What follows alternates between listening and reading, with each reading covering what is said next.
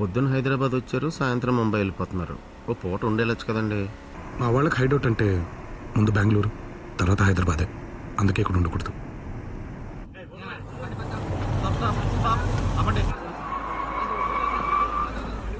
సరేంటి sir, drunk and drive checking sir. అంటే మమ్మల్ని చూస్తుంటే తాగి తోలి ఊళ్ళో కనపడుతున్నావా ఏంటి? అయితే ఊదండి సార్. మీరు ఇప్పుడు చెప్పగానే కంగారు దిపోయి ఊదేలా ఏంటి? నీలాంబర్ గారు ఏంటండి? ఊదండి, ఓ పని అయిపోద్ది. సార్ అదన్నా పెళ్ళిలో సన్నయ్య, స్టేజ్ మీద షహనయ్య. ఆడు ఊదమనగానే ఊదేయడానికి ఒకసారి అలా చూడండి.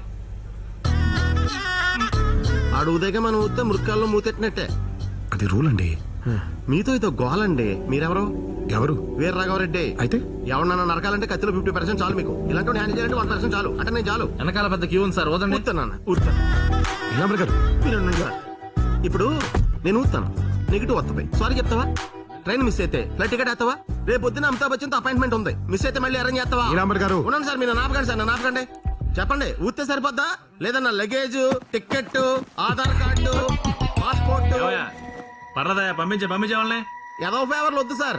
ఏమో బ్యాగ్ లో బాటిల్స్ ఉన్నాయేమో, రాత్రి ట్రైన్ ఎక్కాక కంపార్ట్మెంట్ లో కూర్చొని క్వార్టర్ వేస్తామేమో. ఓసారి చెక్ చేసుకోండి, బెటర్ కదా. చెకింగ్ చూసుకోండి సార్. వీడు ఎవడో పెద్ద క్రిమినల్ లో ఉన్నాడు సార్. ఇదేంటి సార్, పొద్దున్న మీరు కోపంగా చూస్తే మెకానిక్ వెళ్ళిపోయాడు, మిమ్మల్ని చూసి ఇన్స్పైర్ అయ్యితే నన్ను అరెస్ట్ చేస్తున్నారు. అన్నిటికీ లాజిక్లు ఉండవు నీలాంబర్ గారు. అందుకే మన పెద్దోళ్ళు కర్మ అనే కాన్సెప్ట్ కనిపెట్టారు. అలాగేంటి సార్, ఖాళీగా ఉండి నన్ను కనిపెడతారు. అలాగని చెప్పి నన్ను వదిలేకండి. నన్ను జైలు తీసుకెళ్ళి మీ బెయిల్ తీసుకురండి. ఈ నీలాంబర్ ఎవరు? నీ చుట్టమా? కాదండి, ఫ్రెండా? నిన్న పొద్దున పరిచయం అయ్యాడు, రాత్రి అరెస్ట్ అయ్యాడు. ఎందుకు? అతని బ్యాగ్ లో గన్ ఉంది. స్వభావం, దానికి మీరెందుకు బాధపడటం? ఆ బ్యాగ్ నాదే. మరి ఆ మాట పోలీసులకి ఎందుకు చెప్పలేదు? అందులో గన్ ఉందని. అలాంటప్పుడు వాడేమైతే మీకు ఎందుకు వదిలేయండి. నమ్మిన వాళ్ళని వదులుకోవటం మాకు అలవాట్లేదు. అతను ఎలాగైనా బయటికి తీసుకురావాలి. మీరు ఫేమస్ క్రిమినల్ లాయర్ అని తెలిసి వచ్చాను. అదేదో నువ్వే దొరికిపోయి ఉంటే సరిపోయేది కదా పై. నేను బయట ఉండడం ఇంపార్టెంట్ సార్, అలాగే అతను బయటికి రావడం కూడా. ఇది కొంచెం కాంప్లికేటెడ్ కేసు, ఆ డీటెయిల్స్ అది జాగ్రత్తగా తీసుకో. అలాగే సార్.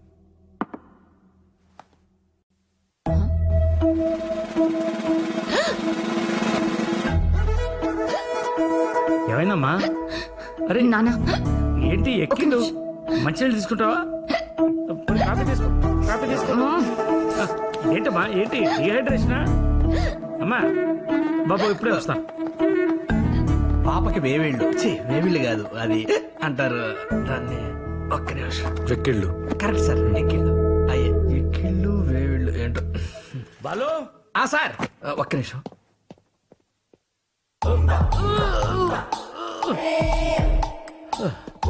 యా సార్, ఆ పిల్లగాడి దగ్గర మినిమం 1,00,000 లాగొచ్చు. బెయిల్ అంత అర్జెంట్ అతనికి. అతని ఫ్రెండ్కి బెయిల్ ఇస్తానని చెప్పు, ఫీజు లేకుండా. కానీ ఒక క్లాస్ ఉంది. ఉంది. ఇంట్లో ఉండి కొంచెం పిల్లల్ని లాగానో సెక్యూరిటీ గార్డ్ లాగానో చూసుకోవాలి, అంతే కదా. ఆ పేర్లు ఎందుకు? ఇంట్లో మనుషులు ఉండమని చెప్పొచ్చు కదా. సారథి, అరవను. స్మూత్ గా మాట్లాడడం నేర్చుకోయా. ఇలా అయితే లా ఎలా?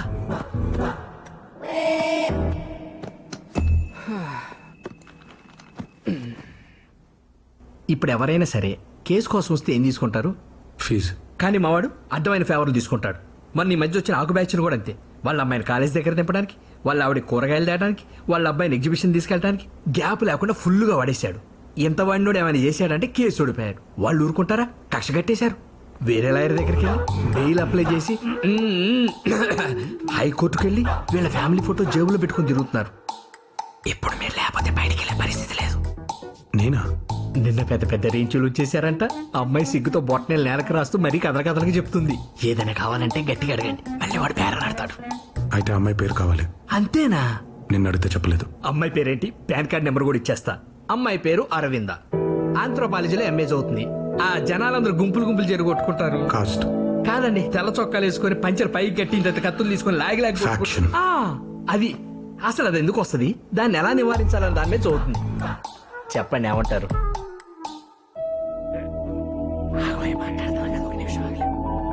ఏమంటారు? నాకు ఓకే. ఓకేనా? అయితే అయితే మీ కాఫీ వస్తుంది కాఫీ అదిగోండి. In a down and a shady bed, a modest twilight grew. Its head was hung as if hiding from view. In a down and a shady bed, Coffee. a modest thank you. twilight grew.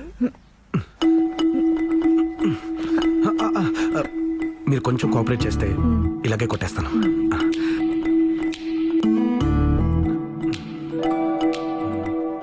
మీరు సునంద ఆ, 2.0 updated version. ఆహా, కనిపిస్తుంది.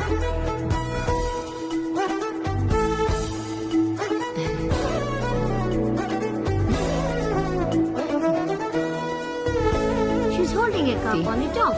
They remove their hands, and the problem is solved.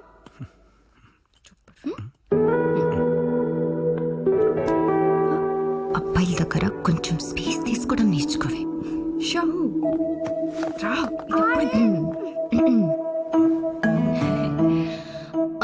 మా బాలు ఏమైనా ఇబ్బంది పెట్టాడా? ఆహా, లేదండి. మీరేమైనా మొహమాట పడ్డారా? ఆహా, అయ్యో, మరి ఎందుకు ఒప్పుకున్నారు? ఎందుకు ఒప్పుకున్నానంటే ఎవరైనా డ్రైవర్గా ఉండడం డ్రీము, సెక్యూరిటీ గార్డ్గా ఉండడం సక్సెస్ అనుకోరు కదండి. మరి ఆ, నిన్న మీరు పేరు ఊరికే చెప్పనన్నారు. ఆ, సో? ఇలాంటివి ఏవైనా చేస్తే చెప్తారేమోనని ఒప్పుకున్నాను అరవింద్ గారు.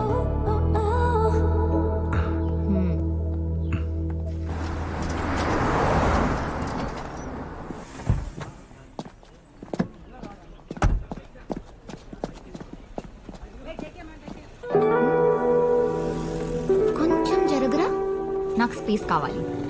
స్పేస్.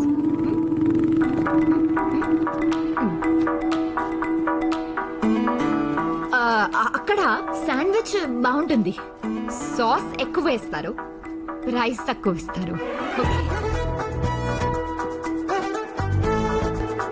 మీరు మాత్రం వేషాలు ఎక్కువ వస్తున్నారు.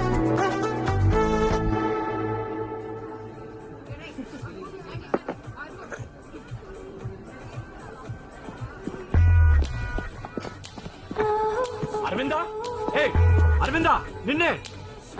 పక్కన నడవకూడదు, ఎక్కడా కనపడకూడదు అని మరీ గుమ్మం ముందు గోరకాలుగా ట్రీట్ చేస్తే మనుషులు ఇలాగే వైల్డ్గా తయారవుతారు. 1.5 years నుండి ప్రేమిస్తున్నా. ఎప్పుడు మాట్లాడాలన్నా స్పేస్ కావాలంటారండి. రేపు కానీ నాకు టైం ఇవ్వలేదనుకో, సూసైడ్ చేసుకుని ఆ నోట్లో నీ పేరే రాస్తా.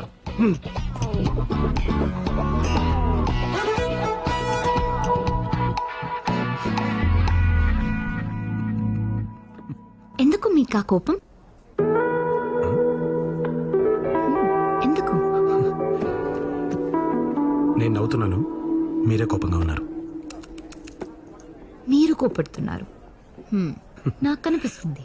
అరవింద్ గారు, నేను శాంతారాంలా కామ్గా ఉన్నాను, మీరే సూర్యకాంతంలా అరుస్తున్నారు. నేను హ్యాపీగా ఉన్నాను, మీరే. ఏమైంది? ఎందుకంత కోపం? అసలు నా కోపం ఏంటి? నా కోపం లేదు, మీరే అరుస్తున్నారు. I'm good. అదే ఎందుకని?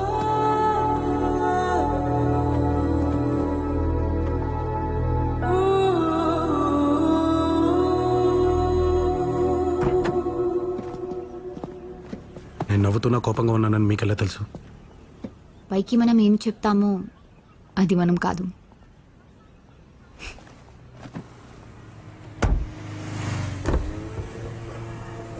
శాండ్విచ్ బాగుంది కదా? టఫ్గా కనిపిస్తారు గాని మాట వింటారు. నల్లగుడిలో బసిరెడ్డి కొడుకు అబ్స్కాండ్ అయినాడంట. ఈడు చెన్నై కొడుక లేడే. అసలుకి ఆ బాలరెడ్డి గురి చెన్నై మీదనే ఉండాది. మీరు పోయి వాళ్ళ ఊరు మీద పడి నలగరు నరికితే మీ చెన్నై వచ్చాడంట్రా. అమ్మాయి అట్నే అంటది గాని ఒక తూరి హైదరాబాద్ పోయి సుదర్శన్ రెడ్డి సార్ని కలుద్దాం స్వామి. అప్పుడు గాని చిన్న ఎవరని తెలిసేట్లే. నాకు ఎలాగో బెయిల్ వచ్చింది కదా, ఆ కేసు సంబంధించిన బాధలో నేను పడతాను, మీరు వెళ్ళండి సార్. మా నాన్న చనిపోయినప్పుడు వెనక నుంచి ఒకడు ఎక్కడ నరికారు నీలంబరి. ఆ మంట ఎంతమందిని చంపినా పోలేదు, ఎంత ఏడిచినా పోలేదు, చివరికి మా ఊరు వదిలేసి వచ్చేసినా పోలేదు. కానీ ఫస్ట్ టైం అమ్మాయిని కలిసినప్పుడు చాలా రోజుల తర్వాత నవ్వాను. అప్పుడు అప్పుడు తగ్గింది. విచిత్రం ఏంటో తెలుసా, ఆ అమ్మాయి చదివే చదువు నా సమస్య ఒకటే. అందుకేనేమో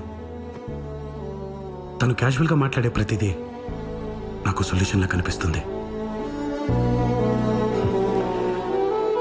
వినే టైము చెప్పే మనిషి వల్ల విషయం విలువే మారిపోతుంది ఇలా మరి. ఇది నేను వినాల్సిన టైం, అరవింద చెప్పాల్సిన మనిషి. ఇగో అబ్బాయిలు, ఈ ఇల్లు నీది కాదు, నీది కాదు, కోర్టుది. కోటుదా? దేఖా దేఖా 70వ వాయిదా. నీకు లక్కీ నెంబర్ కదా. ఏయ్ బాలు, ఏంటా గొడవ? ఇది ఇట్లా నించొని చెప్తే తేలదండి. ఆ కోట్ వేసుకున్నోడి పేరు అమానుల్లా, ఆ షేర్వాణి వేసుకున్నోడి పేరు సుబానల్లా. బ్రదర్స్. వాళ్ళకి పురాణపూర్లో బంగళా ఉంది. పంపకాల్లో గజం తేడా వచ్చింది. ఏ గజం నాకు హై, ఏ గజం నాకు హై 20 ఏళ్ళు కొట్టుకుంటూనే ఉన్నారు. అలా గజం గురించి గొడవ. పద సాల్వ్ చేద్దాం, కోట్లు గిట్లేదు. బల్లెటోళ్ళండి బాబు. ఆ ఒక్క గజం మీద మా గురువు గారు 1000 గజాల స్థలం కొన్నారు. ఆయన టేకప్ చేసిన first and last civil case ఇదే. ఇప్పటివరకు సాల్వ్ అవ్వలేదు, ఇక అవ్వదు కూడా. ఏమీ తేలని దానికి ఇప్పుడు ఎందుకు వచ్చారు? కేసు తేలే వరకు ఆ బంగళా ఎవరికి చెందదని కోర్టు నోటీస్ ఇచ్చింది. ఆ నోటీసులు తీసుకెళ్ళడానికి వచ్చారు. అయ్యయ్యో, పాపం ఇల్లు లేకపోతే ఎక్కడుంటారు? అయ్యో, దానికి ఏం లోట్లేదండి. ఆ బంగళా ఎదురుగానే ప్లాట్ఫామ్ మీద 2 రేకుల షెడ్లు ఉంటే అవి రెంట్కి తీసుకొని మరీ వచ్చారు. రెంట్ కా? ఉమ్. పాపం వాళ్ళ దగ్గర ఇంకేం మిగిలింది బాలు? ఆ పాత కారు, డొక్కు స్కూటర్ తప్ప మొత్తం పిండేశారుగా. అన్నీ డబ్బు కోసమే చేస్తామంటండి. ఆ కేసు మా గురుగారి సెంటిమెంట్. ఆయన రిటైర్ అయ్యే వరకు అది అలా నడుస్తూనే ఉంటుంది. వాళ్ళు అలా పచ్చ కొట్టుకుంటూనే ఉంటారు. అమానులా ఓ గర్ ఖాళీ కరో సర్కార్ ఆతా జాओ జాओ. మీరు మారరా అసలు. డిపార్ట్మెంట్ వాళ్ళతో మాట్లాడి సెక్యూరిటీగా కానిస్టేబుల్ పెట్టండి.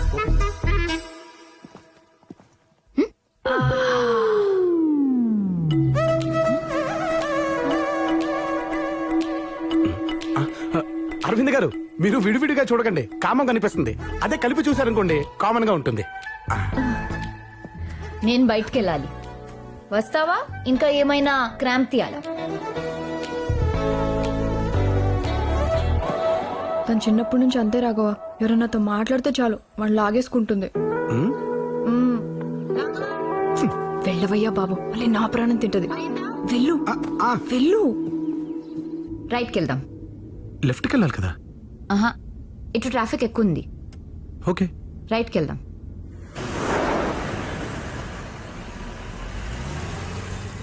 చిన్నయ్య రా. Chinnaiah Chinnaiah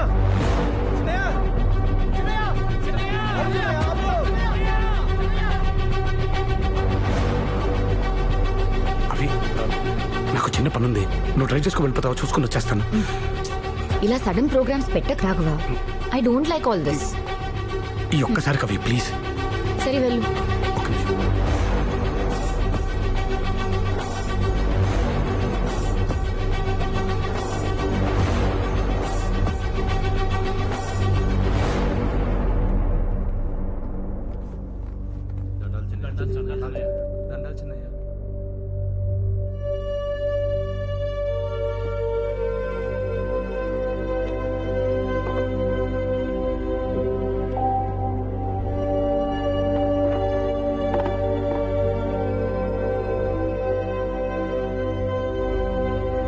sir order please. వాళ్ళకు అర్థం కాదు, నాకు ఓపిక లేదు. నువ్వేదో తీసుకురా బ్రదర్. Okay sir. నువ్వు భయపడి ఆడుకో ఉరికినావని ఊర్లో అనుకుంటాడారాపా. అట్నే అనుకోని కొండను చూసి కుక్క మురిగితే కొండకు సేట తగ్గితే తప్పేమిరా? బసిరెడ్డి కొడుకు బాలిరెడ్డి, నువ్వు గాన కనపడితే సంపుతాను ఎచ్చులు పోతాడు సినాయా. రెడ్డి, పైకి మనం ఏం చెప్తాము అది మనం కాదు. కళ్ళు కనపడలేదురా నాయి. Sorry sir.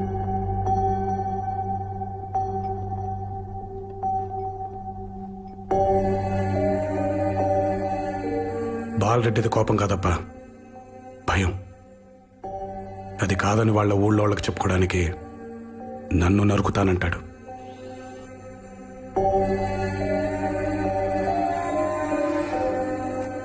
ప్రేమకైనా పగకైనా ఓ మొహం కావాలి రామరెడ్డి. అందుకే నా మొహం తప్పించిన శత్రు లేకుండా ఎన్ని దినాలు గాళ్ళు కత్తులు తిప్పేది.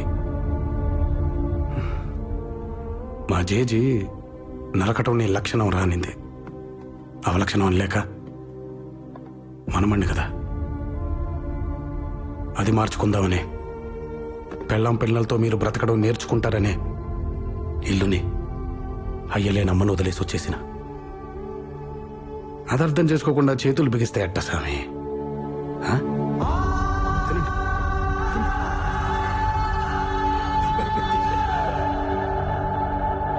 నోరు జాడడం చిన్నయ్య, మన్నించు. కూసన్నా. రా. Sorry brother. ప్రతి మనిషి ఓ బాంబు సన్నా, ఊరికే పేల్చకాకండి. లే, ఎక్కడంతగా నచ్చినట్లేదు, దారి లేదని తినిపోండి.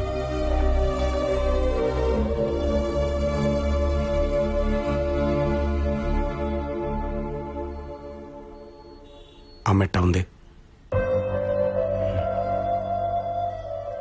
ముసలిది బాగానే ఉంటుందిలే, వండిపోయాను. ఓ సనా, అయ్యా రోడ్డు జాగిలంగా ఉందని 100-200 కొట్టకాకు, 50-60 బావు. అట్నా చిన్నయ్య. అలాంటి బలమైన పక్కనుంటే బతుకు మీద నమ్మకం వస్తుంది సార్. ఎంత బలమైనడైనా ఏదో టైంలో చిన్న పొరపాటు చేస్తాడు సుదర్శన్ గారు. రాఘవరెడ్డి కూడా అలాంటి పొరపాటే చేశాడు. మా నాకు స్కూల్ మ్యాగజైన్ కోసం ఒక మంచి కథ కావాలి, చెప్పా కథలు నా దగ్గర ఎక్కడుంటాయిరా? ప్లీజ్.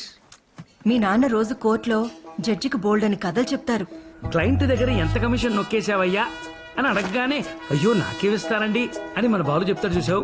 అవి కథలంటే. ఆదివారం నాడు కాలేజ్ ఏంటి అని మీ నాన్నగారు అడగగానే ప్రైవేట్ క్లాస్ కదా డాడీ అని మొదలెట్టి అందుకే కంపల్సరీ వెళ్ళాలి అని పూర్తి చేస్తుంది. ఆ మధ్యలో ఉండేది అద్భుతమైన కథ. అది మాలాంటి వాళ్ళు కాదు, వెళ్ళి మీ రెండు ఒకరు అడుగు ఎరగదీస్తే. నేను పార్టీకి వెళ్ళాలి, ఒకసారి డ్రెస్ ఇస్తావా అని అడిగితే అర్రే ఎక్కడ పెట్టానో మర్చిపోయానే అని అక్క చెప్తుంది, చూసావా? అవిరా గ్రేట్ స్టోరీస్ అంటే. వెళ్ళిదాన్ని అడుగుపో. కథలంటే బాగా ఖాళీగా ఉన్నోళ్ళు చెప్తారా? మన ఇంట్లో అంతా గోళ్ళు గిల్లుకుంటూ కూర్చున్న వాళ్ళు ఎవరున్నారు? రాఘవ,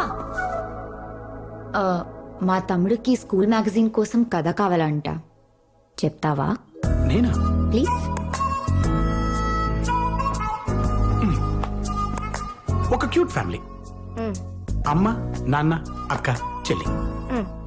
ఈ అక్క ఒక అబ్బాయిని లవ్ చేసింది, కానీ ఆ అబ్బాయికి చెల్లికి కెమిస్ట్రీ కుదిరేసింది. ఇప్పుడు ఈ చెల్లెలు ఇంకో వేరే ఎవరితోనో ఫిజికల్ గా ఇన్వాల్వ్ అయిపోయింది. రాఘవ, ఆ? కెమిస్ట్రీ ఫిజిక్స్ లేకుండా కథ చెప్పలేవా? ఏదైనా కథ చెప్తే మనదే ఉండాలి. మనది. చోటు, ఒక కథ చెప్తా, రాసుకో. ఓకే. ఈ కథ పేరు మొండి కత్తి. అనగనగా కోసల అనే రాజ్యం ఉండేది. ఆ రాజ్యానికి నాగార్జునుడు రాజు. పక్కనే ఇంకో రాజ్యం ఉంది. ఆ రాజ్యం పేరు పాంచాల దేశం. ఆ రాజ్యానికి బసిరెడ్డి, బసవేశ్వరుడు అనేవాడు రాజుగా ఉండేవాడు. ఈ రెండు రాజ్యాలకి గత 30 సంవత్సరాలుగా ఒక సుదీర్ఘమైన యుద్ధం జరుగుతోంది. నాగార్జునుడు గురుకులం పూర్తి చేసుకుని తిరిగి వస్తున్న అతని కొడుకు రాఘవుడిపై రెండు రాజ్యాలకి మధ్యలో ఉన్న తపతీ నది వంతెన దగ్గర పాంచాల దేశపు సైనికులు దాడి చేశారు. ఆ దాడిలో రాఘవుడి తండ్రి నాగార్జునుడు మరణించాడు. కానీ రాఘవుడు తన ఒంటిపై పడాల్సిన కత్తిని సగానికి విరిచి మొండి కత్తితో తపతీ నదిని దాటి అక్కడే దగ్గరలో గట్టి పొదల్లో ఉన్న బసవేశ్వరుడి కంఠంలో ఈ మొండి కత్తిని దించాడు. రక్తం, శవాలు, ఏడుపులు, యుద్ధం తర్వాత కనిపించే దృశ్యాలివే. తన తర్వాత తరాలకి దుస్థితి పట్టకూడదని రాఘవుడు పార్టీ పెద్ద